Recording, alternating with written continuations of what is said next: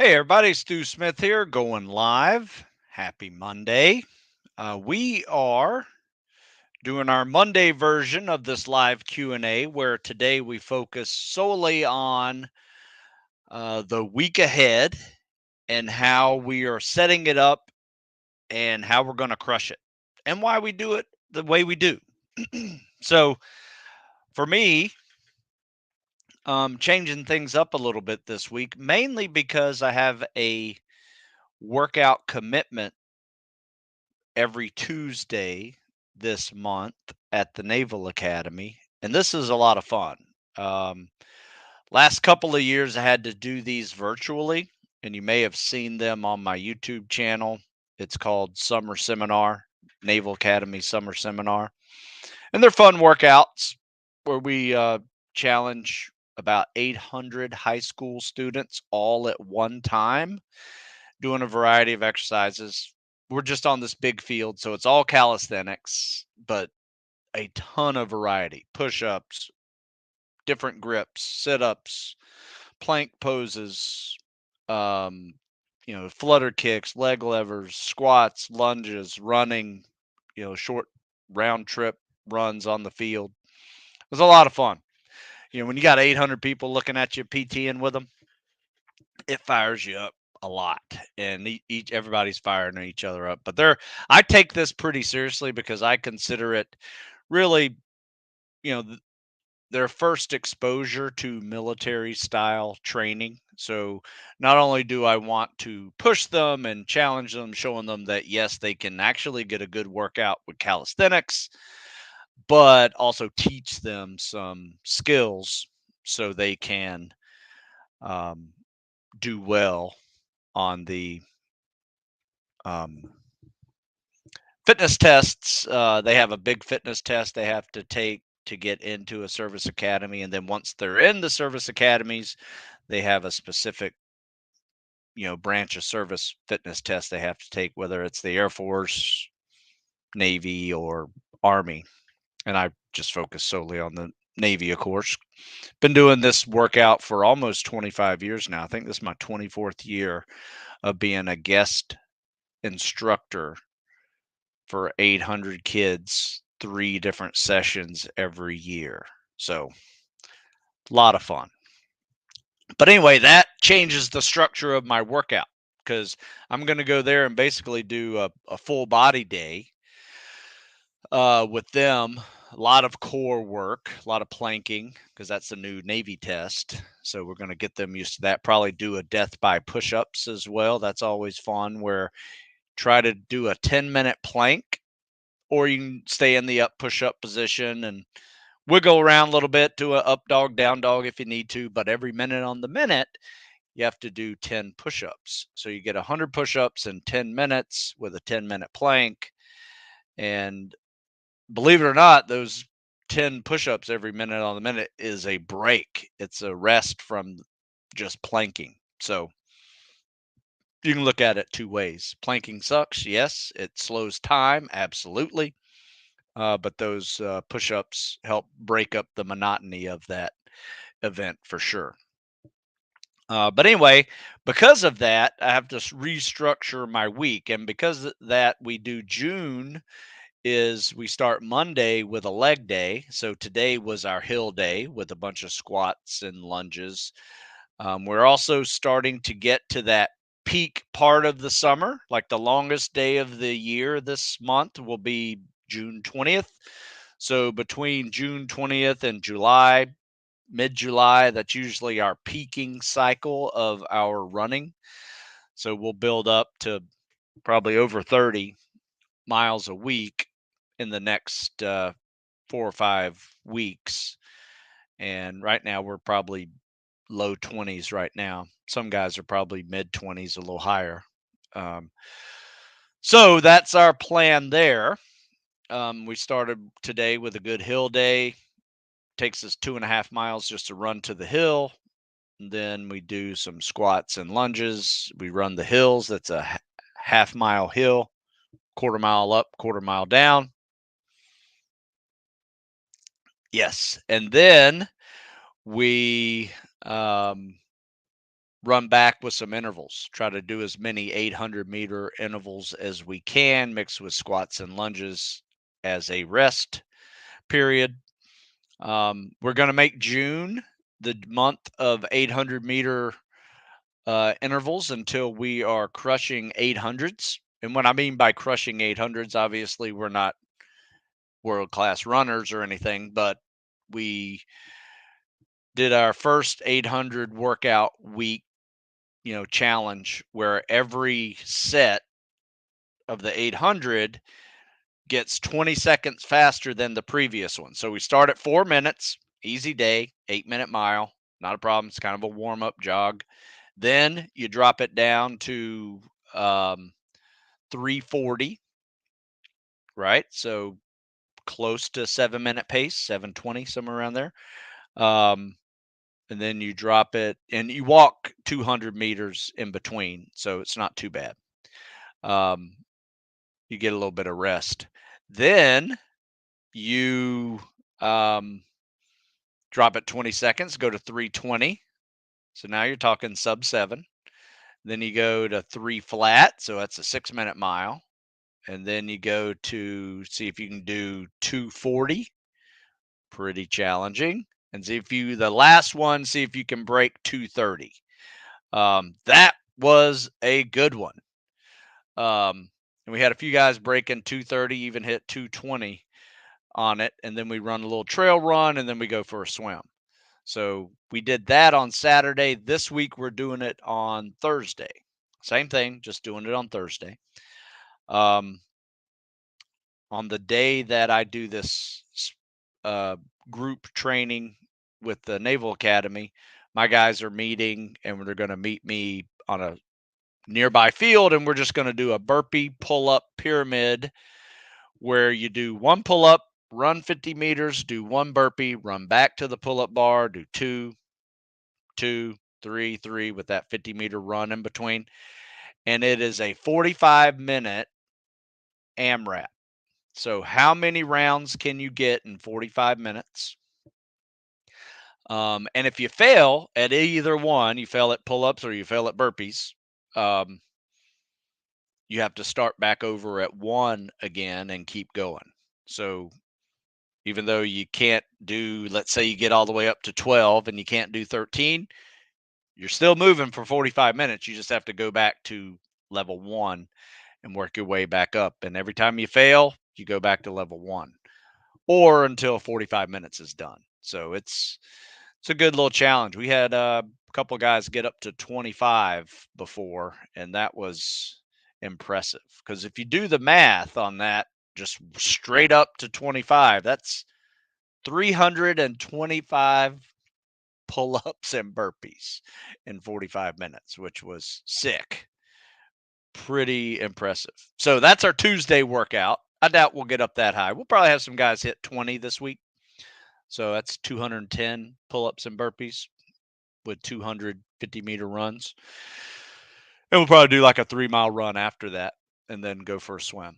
Then on Wednesday, it's our mobility day, classic day. I'm going to put in the I want you guys to read this article because if you add this into your workout week, I'm telling you, it changes everything with how you feel, how you perform in later workouts. And it's just a simple midweek mobility day. And my mobility days work like this: 5 minutes of cardio, and it's easy, non impact cardio like biking, rowing, elliptical. You make it hard if you want. You can do a Tabata interval if you want to do that. But it's really just nice and easy, non impactful on the joints. And then you do some 5 minutes of stretching or foam rolling. Do that for an hour. Then, if you have time, you can do the same thing in the pool: 5 minutes of swimming or treading, a little more stretching, go back and forth with that. But finalize it with about a 5 or 10-minute dynamic stretch session in chest deep water. And you will walk out of there feeling no pain. And it feels really good, especially for 53-year-old hips and knees. It works really well for me, but it also works really well not only for my longevity, but also everybody else's optimal performance goals. because the mastery of recovery is the key to longevity. But you know what else? The mastery of recovery is the key to optimal performance. I wrote 2 articles on that. If you guys missed them, um, you can just type up longevity is the mastery of recovery. Um, you can find that in the on my stewsmith.com. And then also, it's also the optimal performance too. Optimal performance is the mastery of recovery. That's the name of this article. So you'll see they're very similar, some different nuances because you're dealing with younger athletes and older athletes. And usually the older athletes are not preparing for a selection. Younger athletes are. So workouts can be a little bit different. But if you're an operator, your workouts are going to be completely different from, whenever you were trying to go into these selection programs. And they should be. You're going to be older longer than you are younger if you make a tactical profession a career, and things need to change. So, with that, let's take some questions and keep on moving. What would you recommend for max mileage per week? Do you think it would be smart to break 50 miles a week, prepare for selection? I answer this question all the time. I even wrote an article on um, running plan to prepare or to get to and through selection. And this one's a little bit different than you may think. It's only about 20, 25 miles a week, but it's focused on only doing 6-minute miles and 7-minute miles. Because here's why: you need to be at a 6-minute mile pace to get accepted into these programs. Run a mile and a half in 9 minutes, run a 2-mile run in 12 minutes. I mean, those are competitive scores, that you need to be able to do, in my opinion. And then for longer runs, like 4-mile timed runs at Buds or the 5-mile timed run for Ranger School, you need to run those at 7-minute mile pace. So a lot of times I see guys running 50, 60 miles a week, and they're doing a whole bunch of 9 and 10-minute milers. Hey, there's nothing wrong with that, building an aerobic base with a lower heart rate and doing that way. That's fine. However, you can also do it with biking and rowing and swimming versus adding another 20 miles of running to your knees and hips and feet that you may not be prepared to handle, especially if you're a bigger athlete. You know, I I would recommend getting a lot of your aerobic base training done with non-impact cardio, but focusing on hitting, shorter, faster miles for 20 to 30 uh, miles a week versus adding another 20 of long, slow distance stuff. You can replace that long, slow distance with more non impact cardio and just save your knees for the crushing that the selection's going to provide for you. A lot of people go into these selections already almost broken, and then they get injured, they get rolled, or they get dropped because they ran too slow and they can't run fast enough. So there's a whole lot of issues going on, with it. And yes, any running coach is going to have you run long, slow distance and do aerobic base training like that. There's nothing wrong with that, but it may not be right for you depending on your size. If you're over 200 pounds, I would probably run less total mileage, but make sure you are getting plenty of non impact cardio time as well for that aerobic base training at that lower heart rate zone.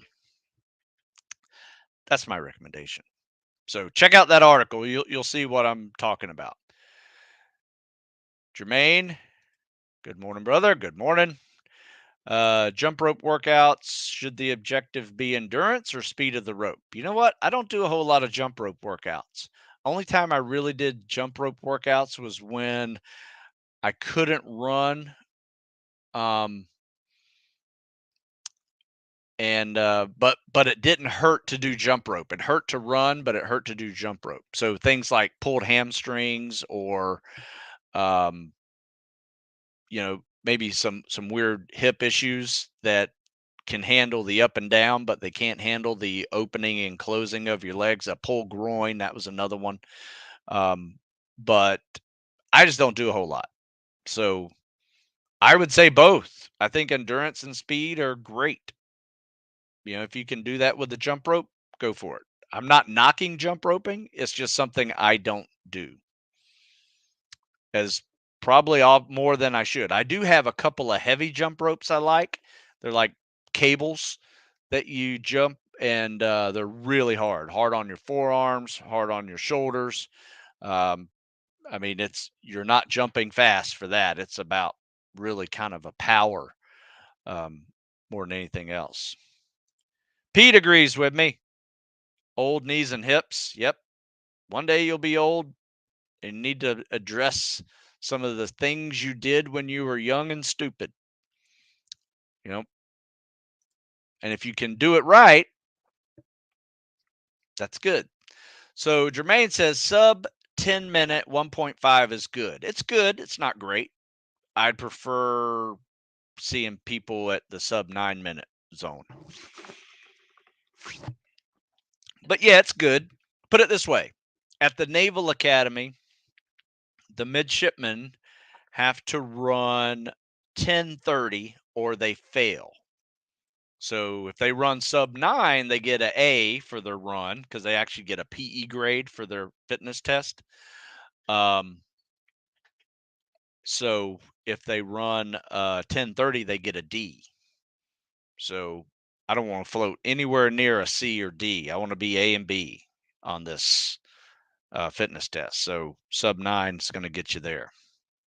Just exceeding the standard is the standard, Jermaine. That's how it works. What are your go-to pair of running shoes? You know what? I just bought a new pair of running shoes, and I like these, man. These On Cloud Swiss shoes. I have been using these now for over a year and a half. And I like them. I really like these. Now, I also use some zero drop shoes when I'm running on softer turf, uh, dirt trails, soft sand. But like today, we ran hills, so I was on the pavement a little more than I prefer. So I run a little bit thicker sole shoe to do that. So that's what I like. These On Clouds, like them. So Ken asks, how'd the podcast with One's Ready go? Excellent. It was so much fun. I had fun with those guys. One's Ready is an Air Force Special Warfare podcast. I highly recommend checking it out. I think it's going to come out this week, and I'll plug it on my social media when I do. Guys were great, asked great questions. We had a lot of fun. It was a lot about training. It's not, be honest with you, it's wasn't really a lot different than these type of Q&As. Just theirs were just very well directed questions on, training particular athletes and recruits, as well as, coming from a coaching mindset, and talked about some of the differences that, you know, you can get to the same place with different programming. And that's something I thoroughly believe. I say I have a way to train, not the only way to train. So when you ever hear a coach or somebody says they only do it this way, 9 times out of 10, they're wrong. There's more than one way to do this. And it really kind of depends on the individual. It's kind of like dieting. Some people do well on certain types of diets. So, do you have any sandbag workout recommendations? Yeah, you know what? We do this one workout with a sandbag, but we do sandbags all the time. We run with them. We do lunges with them. chest carry lunges should be implemented into all your leg days.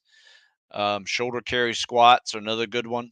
But we do this one called the Sand Baby Murph, and we call them sand babies because they're homemade um, sand babies or sandbags made out of just bags of sand and duct tape. So you want to treat them like a baby and not drop them. But they're good 40, 50-pound weights that you can use to simulate log PT. And that's what we use them for. So think about all the events that you do with a log. And so this is like one person log PT. So you do overhead presses. You can turn it into a push press and use your legs a little bit. You got chest carry lunges. You got shoulder carry squats. You got chest carry sit ups. And you got chest carry running, right? So that's hard. You want to get used to that. It is definitely a bicep pump and destroyer. So you want to get used to having some endurance on that bicep, especially when you're doing all the chest carries, because you may see a mile long lunge with a chest carry, basically doing it as a log PT. May not be all at once, but probably accumulated over time in a log PT session.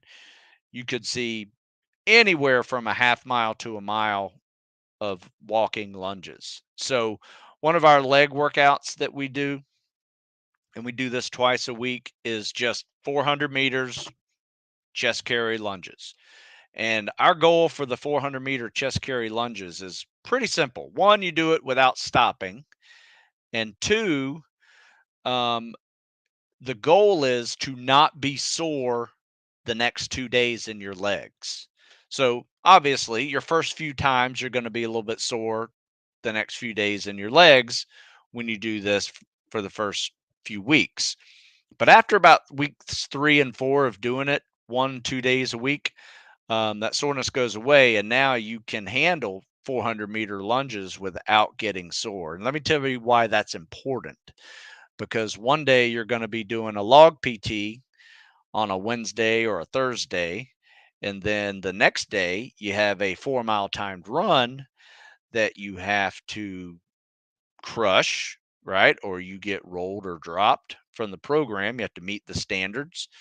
Um, and you being able to handle prior leg days like that is going to be very beneficial to you um, passing and meeting those standards when it comes to running and when it comes to swimming with a big pair of scuba fins on, because your legs are toast.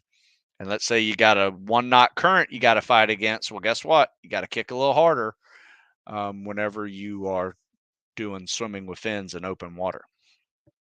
So, Luke, great question. So, yes, sandbags are very important, and we use them to simulate log PT. Or if we don't have weights, we'll use them to throw and do stuff like that. Let's see. Found that my ankles are the first things that start screaming during a longer run. Any tips on strengthening the ankles besides just running? Yeah, you're going to have to do some maybe band work. Um, I like to do something called the alphabet. Imagine your toe as a magic marker and you're just writing the alphabet, and you do it with a couple of different bands placed to the left and right, and you're just fighting. Um, you put them on the left side, and then you fight doing the alphabet one way. You put them on the right side, do the alphabet another time. Um, we'll do some calf work up and down. Calf work, heel raises, toe raises. All those things are going to help you build a little more stability, not only in your ankles but in your shins and lower legs. Um, yeah, but that's weird. Um, One thing I will tell you this, I had horrible ankles when I played football and rugby. Like, I have literally sprained my ankles at least a dozen times each. So bad in one that I've had ankle surgery. But when I put on the boots and started running in military combat boots, never had an ankle problem again. So that was nice. And the only times I've ever sprained my ankles are running in tennis shoes. My buddy Eric, let's see, is there a best way to work out giant calves like we have? Yes. If you have big calves like myself, um, and Eric, obviously, having big calves means you're not really built for running. You might be built for lifting, built for pushing a sled, built for being a offensive or defensive lineman. Um, but I will say this: you can turn them into running muscles. I've been, like I said, I it took me a little while to turn myself from a powerlifting football player to a endurance, PT animal type athlete.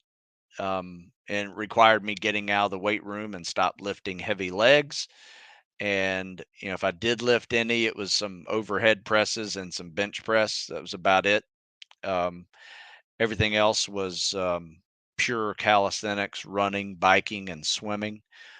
I would suggest this, Eric. Um, Treat your um, cardio like a triathlete would. So 2/3 of your cardio is going to be non-impact cardio. I know you do a lot of swimming.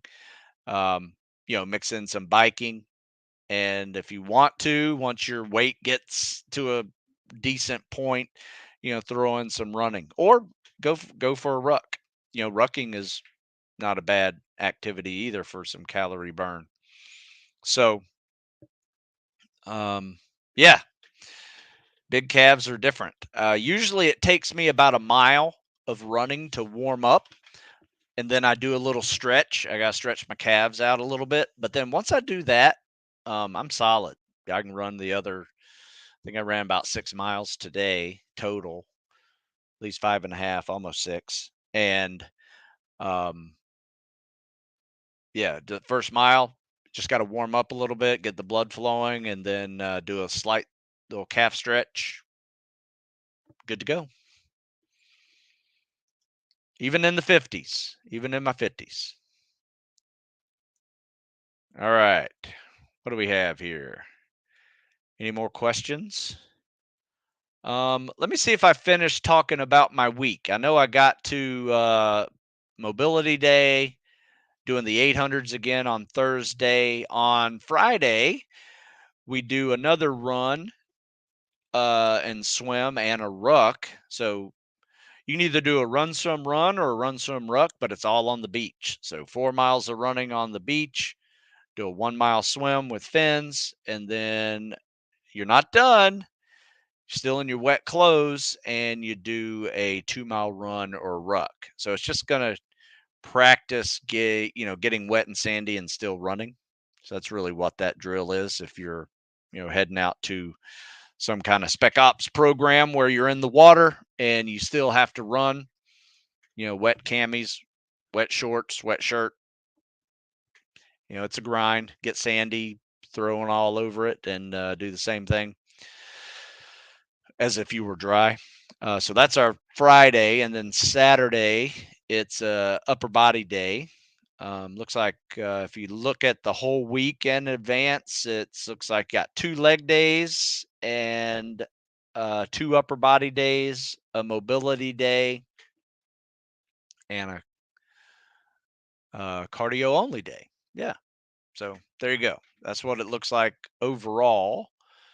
Um, and so we'll make Saturday an upper body day, running 800s, doing some pull up, push ups, sit ups, dips, then going for a swim. Maybe do some hypoxic, high, skip breathing type freestyle mixed with some CSS. So that's my plan for the week. It's a fun week. It's also week 1 again of our 4-week cycle. So, like this program here, my spring training is now going into the summer mode. Not quite summer yet. This is our 4th round. And it's 3 weeks of calisthenics and cardio, followed by 1 week of strength training. And so, in fact, I'll put a link in here for the article I wrote about why we do this. It's called block periodization, and it's just a really good way to work on those aerobic, anaerobic conditioning, and muscle stamina weaknesses you may have, but at the same time, hitting the strength for a week as a running deload so you can maintain some of the strength gains that you had from our prior lifting cycle. So it's just a block periodization. Every 4 weeks, you do a prior cycle week just to maintain what you need to maintain. So it's a really good model. It's a fun model. It takes the sting out of constantly trying to progress and running. A lot of times you'll see injuries when you're just constantly progressing linearly, right? You need to adjust sometimes and just dip down a little bit and then go back up and dip down a little bit. It's just a recovery week, but it's just a different focus versus actually deloading and doing very little. So we're just changing the method of the training for that 1 week so you recover. Let's see. You know what? I have so many submitted videos this week that I want to show you guys a few of them. Let me see. These are ones that are local here. I want to show you. Let me just show you you guys want to see the competitive swimmer doing the CSS? Because I have nothing to critique on the competitive swimmer doing the CSS. It's quite funny actually when you watch a competitive swimmer do this stroke. In fact, that's what I'll do. I'll show the competitive swimmer because I got nothing to say on this stroke here because he's just so good. In fact, he's been swimming and working out with us since he was a probably 10th grader. And when he was in the 10th, 11th grade, he could do a 500 CSS in like under 6 minutes. Now he's just graduated college. He swam competitively in college, and he only got better. I mean, if he wanted to, he could push a 540 and hit a 540, but he has a better strategy than trying to break records at buds, and he's going to go in and cruise an easy 7, maybe 720, 730, which is still going to be top 10% of all the swims, but it's going to give him more juice to focus on what his natural weaknesses are, such as calisthenics, which he's really good at, and running. Most swimmers have a issue with running. He's right now having issues with blisters and things like that, breaking in boots because his feet just aren't as hard as someone who's a land athlete and gets these blisters all the time. So there's a variety of things from impact injuries from shins and knees and things like that. Swimmers typically have a hard time making this transition. But he's had a lot of time to prepare and do that, and he's been training with us for significant amount of time to do that. So let me share this swim with you because it's just so good. Eric, you'll like this one. All right, here you go. So you kick off the wall, little dolphin kick, double arm. Look at that. I mean, he's always halfway across the pool just kicking off the wall. So now he has a breaststroke kick with this, and you guys can see a really solid breaststroke and glide. I think he probably does. I mean, that's like 4 strokes, and he could probably do it in 3 if he really tried. So that's a proper pullout. And then notice this glide. Like you see that glide there? Like his head's tucked down, his biceps are actually over his ears, and he is just tearing this up. So top arm, bottom arm, kick, hold that glide. You can hold the glide for 1 Mississippi, 2 Mississippi, pull. But that's fast. I mean, that's 34 seconds. He did that. So you do the math on that one. Put it this way, if you did it in 42 seconds and maintained 42 seconds for 10 laps, that would be a 7 flat. So 34, 35 seconds is sub 6. So being able to do this in 36 seconds would get him a 6-minute swim. So it looks like nothing, doesn't it? But that's just fast. That's 35 seconds right there. So, yeah, you're right, Eric. Damn. That's some serious swimming. So I enjoy whenever I have someone like that to coach because one, I don't have to do anything.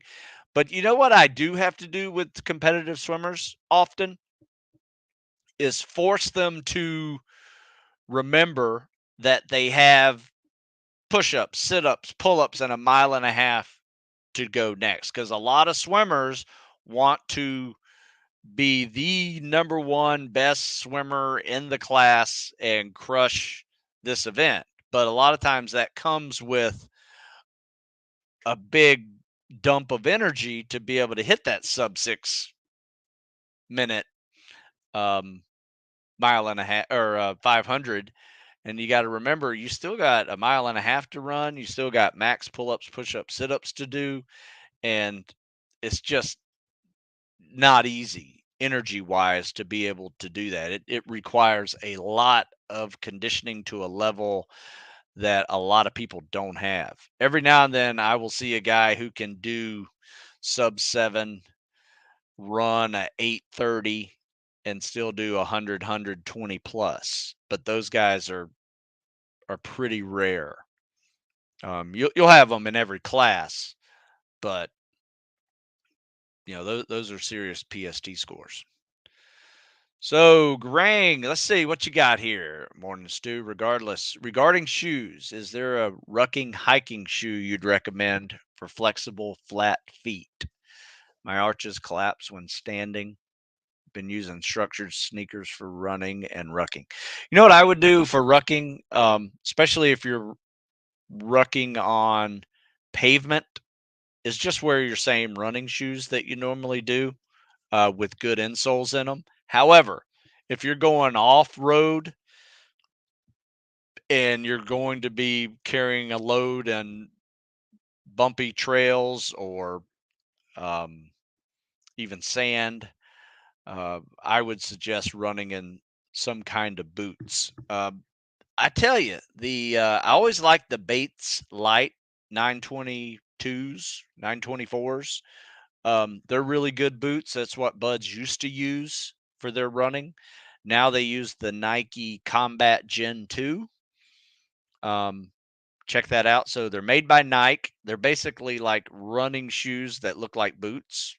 Um, very light. So that is what I would do with rucking hiking for sure. Um, I really like my Nike Combat Gen 2s. They're really good. There's a trail we run that has basically a lot of ankle breakers that are just a bunch of roots that go across. And if you're not paying attention, you're going to roll your ankle. In fact, I rolled my ankle like 3 weeks ago because I was just wearing my zero drop shoes and yeah, just stupid. So yeah, running some good boots whenever you know that the terrain's going to be difficult. So the swim part is relaxing part if you were competitive swimming. Oh, absolutely. Absolutely. And if you're a competitive runner, running's a easy day. If you're a wrestler, calisthenics are usually pretty easy and the running. In fact, we had a wrestler today join us and he was kicking everybody's ass running, doing really well. We didn't do any PT today other than leg stuff, but looking at him, I was like, man, I bet you're a PT animal. And yeah, all looking at his numbers, he was already, triple digits on push-ups and sit-ups and 20 plus on pulls. And, then we got him in the pool and he was swimming 8 flat. I was like, damn, this guy. When you get a wrestler who can swim, I would say they're probably my favorite student to coach because their chances of getting through buds is just really high. Wrestlers who can swim are really good bud students. Just pound for pound strength. They're mentally strong, tough. They're fast runners. And like I said, as long as they can swim and tread, they're really good. Um, Lacrosse players who can swim are really good. And I'll give you the competitive swimmer too. The competitive swimmer who can run and lift, really good. So that's kind of what it takes to be a good bud student or spec ops student is you have to take basically all of your strengths that you've gained from your athletic history and also be good at stuff that you never had to do in that sport. So, like wrestlers who can swim, or swimmers who can run, or lifters who can run and swim, right? So that's what it takes. You got to be good at everything. How should I decide going SEAL, SWIC, or EOD? How do I know which is best for me? You know what? I don't know. That's a tough one. I would do any one of them. I think all three are great. I don't think you can make a bad decision. Um, if you're on the fence about being a SEAL, maybe do one of the other two and later try out to do the SEAL training if you think you're ready for it. You can do that. You can go from one community to the other. I think it might be hard to go from SEAL to the other. Um, Not many people do. Every now and then, though, I have seen SEALs go EOD and EOD go SEALs, and then they go back to EOD. All right, it's just they used to call it a twin pen when you had both the EOD crab and the trident. Used to be a program too where they would send SEALs through EOD school. Um, they don't do that anymore. So you'd have to be in the community for a while after earning your pin. I don't have an answer for you, Matt. Sorry.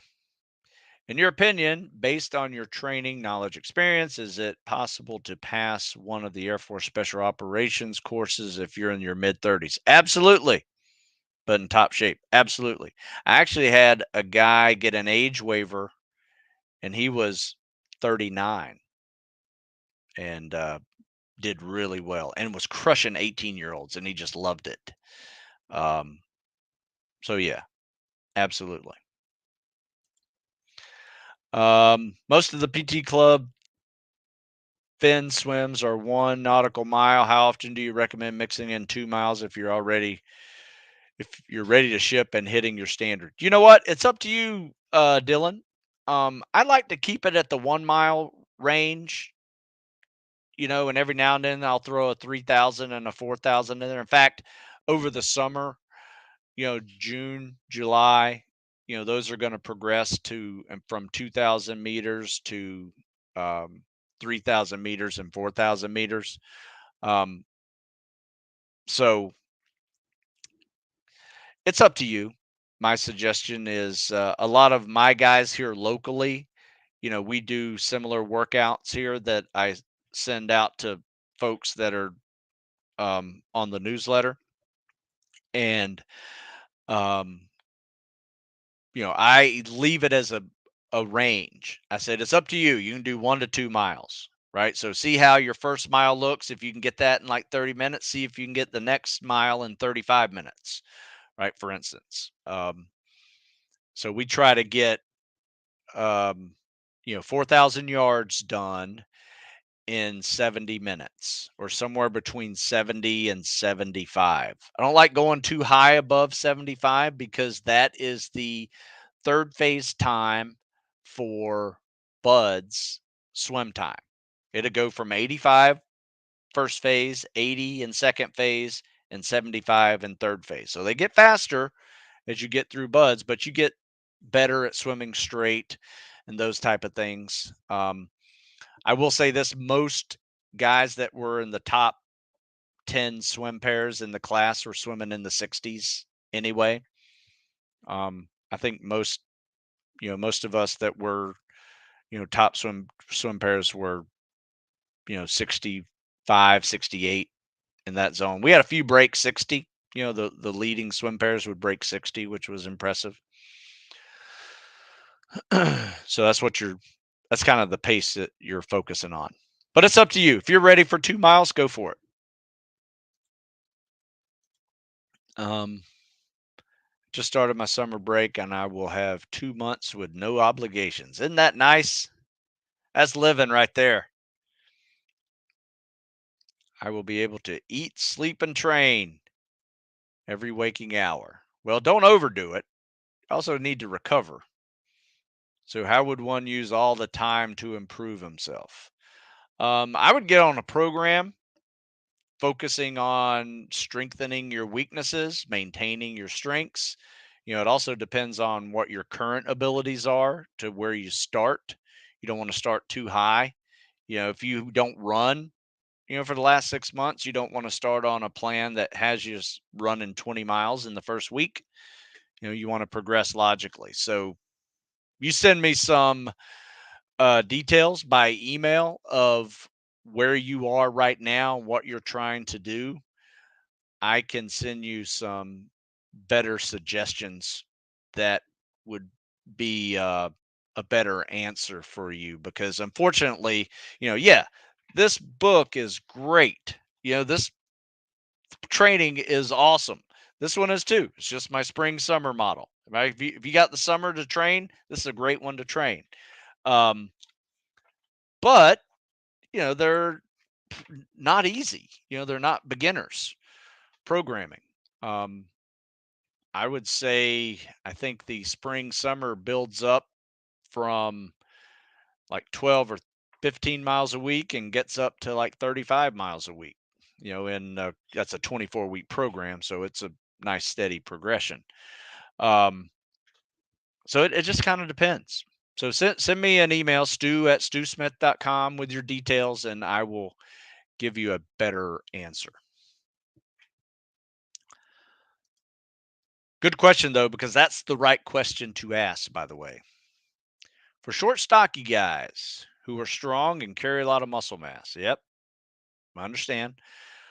Would you recommend body weight exercises over weightlifting? For example, I can ruck, but my running times need to improve. Yes, absolutely. If you've spent a lifetime in the weight room getting big and strong, bulky and strong for your height, eventually you are going to, if you're trying to build muscle stamina and cardio endurance, it might be time to lay off a cycle of lifting and just do calisthenics and cardio. I have a program that's actually all calisthenics and cardio. In fact, that's the title.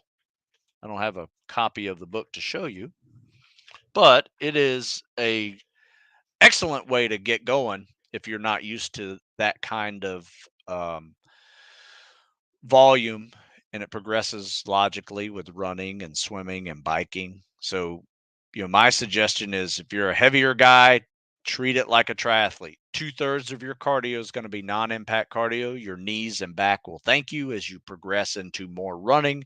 And eventually you will be able to do more running, because you've worked on your cardio base with some other activities and you haven't ruined your knees because you've been doing nothing but long, slow distance for 40 or 50 miles a week and wonder why you can't run anymore.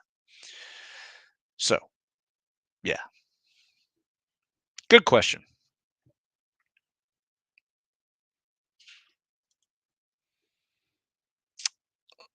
Let's see. Yeah, I would go into calisthenics and cardio. All right, let's see what else we have. So I'm going to be back tomorrow and do another Q&A. This one will be a little bit different. Instead of me mostly talking about the workout, it'll be more CSS related. I think I have 5 new clips of CSS critiques to show. So it'll be a lot of CSS talk, but ask questions on any of these topics um, is fine. Um, and we'll do it again tomorrow. So let me see. You guys got any more questions here?